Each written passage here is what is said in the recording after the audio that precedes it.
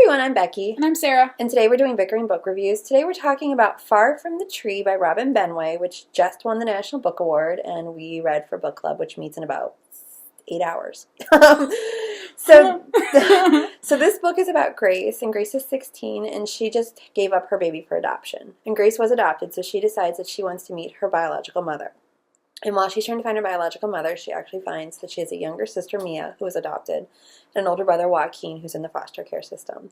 And they all decide to meet, and they've kind of formed this ragtag family. And you're just seeing their lives through these different views. And Joaquin's dealing with things because his foster family wants to adopt him, and he doesn't know if he wants to do that. And Mia's parents' marriage is kind of falling apart. And it's just this different images of family. I think that's a very basic what it's about. Yeah.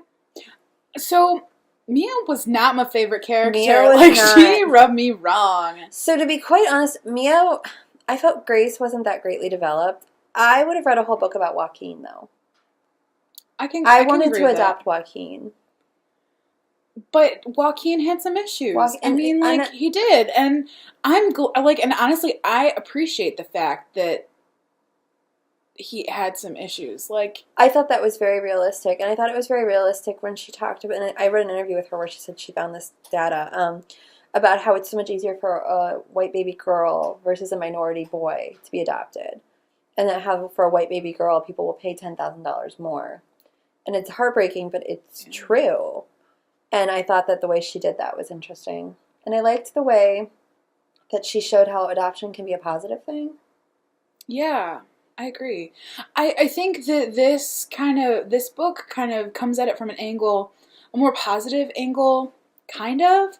Just angle that you don't necessarily see, that adoption can be positive, or that being adopted is not always like the saving grace. Like, not everybody is Annie, who would simply die just to be adopted. I mean, I think it definitely kind of takes on a more complex view of the adoption world. Well, and I feel like, because you see Joaquin's history, that it's a realistic view of foster homes. Some are good, some are not good.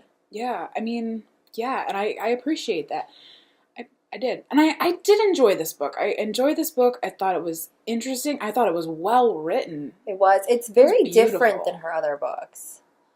Because her other books have always been kind of, I mean, Emmy and Oliver was a little more serious, but like Audrey Waite and what was The Secret Life of April, May, June, and was it also known as the one about the girl that was a spy?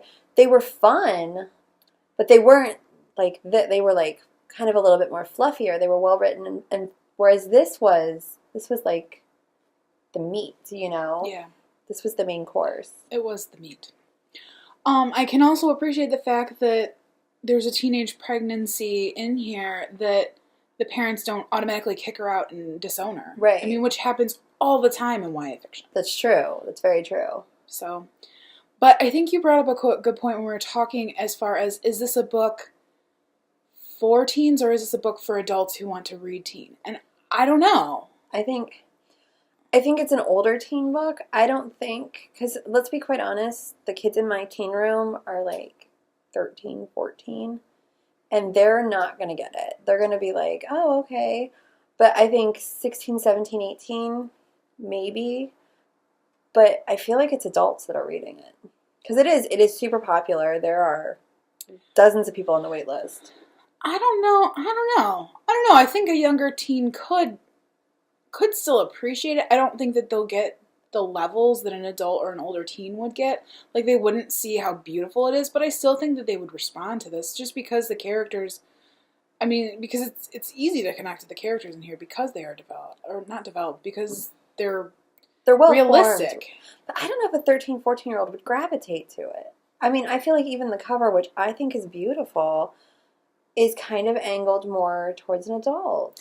I don't know. I think at that age, I would, with realistic fiction and the kind of drama and plot points going on here, I think I would have enjoyed this. Mm-hmm. Even younger. Because I feel like the kids that come into my library at that age either want fantasy or they want the romance. Yeah, I don't know. And you're right. In this, the romance wasn't... There was a little bit of a touch of romance, and it was well done, but I kind of didn't think it was necessary. It wasn't necessary... And I didn't like how it was developed. I think it would have been better just like friendship.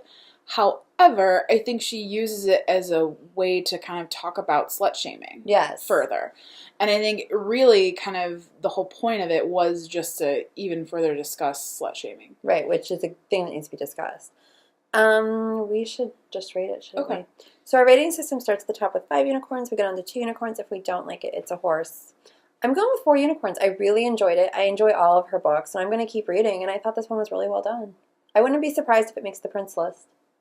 I can agree with all of that, and I'm at 4 unicorns as well. We agree. We agree, completely. I know, right? So that's where we are on Far From the Tree by Robin Benway. All right, see you around. Bye.